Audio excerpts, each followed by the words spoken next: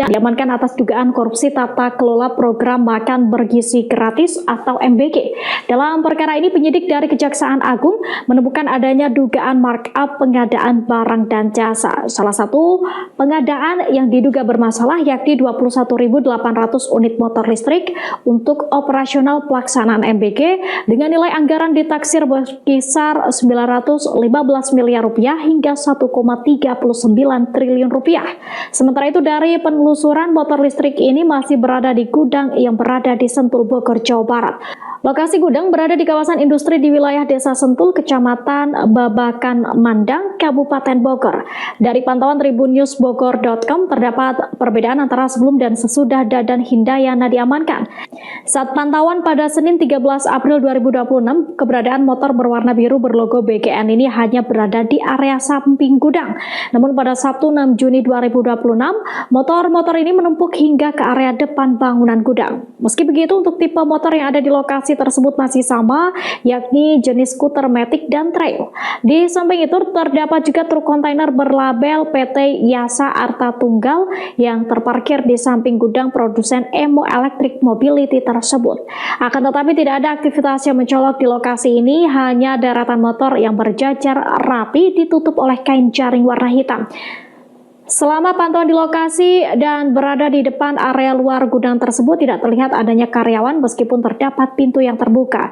Hingga berita ini dibuat, belum ada keterangan dari pihak gudang terkait pengelolaan maupun alur distribusi kendaraan listrik tersebut.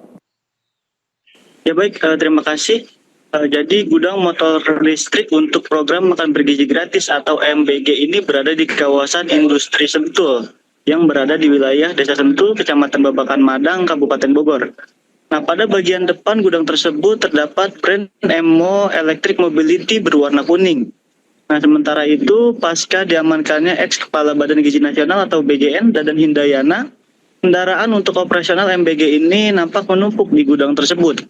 Nah, sebelumnya pada April lalu, itu pada awal pengadaan motor listrik yang sempat ramai, kami sempat mendatangi lokasi tersebut. Jumlah kendaraan itu nampak sudah ada di gudang tersebut, namun disimpan pada bagian samping gudang.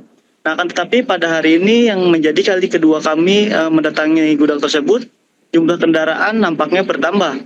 Nah, bahkan motor-motor listrik tersebut diparkirkan tidak hanya di area samping gudang, melainkan juga pada area depan.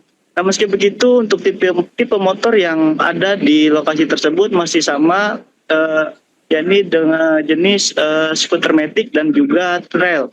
Nah, di samping itu, dari pantauan kami di lokasi tidak ada aktivitas di gudang tersebut yang nampak sepi. Nah, hanya terdapat kendaraan motor listrik berwarna biru yang terparkir rapi di balik pagar yang tertutup rapat. Begitu rekan Anggra. Baik, rekan Amar, bisa dilaporkan seperti apa peran dan pihak yang terlibat dalam pengadaan unit motor listrik MBG ini? Ya baik, jadi berdasarkan informasi yang dihimpun bahwa kendaraan listrik tersebut berasal dari produsen Emo Electric Mobility yang dianggarkan pada tahun 2025 dengan kisaran harga 48 juta hingga 56 juta per unitnya. Nah, perakitan motor listrik untuk operasional satuan pelayanan pemenuhan gizi atau SPG tersebut dilakukan di dalam negeri oleh PT adalah Sarana Elektrik. Nah, perakitan dilakukan di kawasan industri PT Kaisar Motorindo Industri yang berada di Jalan Bioskop Atom, Kecamatan Citerep, Kabupaten Bogor. Nah, sementara itu untuk informasi awal yang diterima bahwa bangunan yang berada di kawasan Sentul dengan brand Emo Electric Mobility itu hanya sebagai gudang penyimpanan. Nah, di gudang tersebut terdapat pada tadi kami lihat itu terdapat kendaraan berupa truk kontainer besar bertuliskan PT Yasa Arta Tunggal. Nah, namun kami belum mengetahui pasti terkait pengelolaan maupun alur distribusi motor tersebut karena tidak ada pihak yang ditemui untuk memberikan keterangan. Begitu, Anggra. Baik, rekan Amar, kemudian apakah Kejaksaan Agung telah melakukan penyitaan atau pemeriksaan terhadap motor listrik yang berada di gudang tersebut?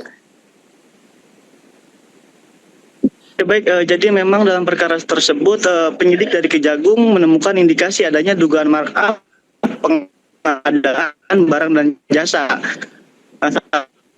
Salah satunya yang diduga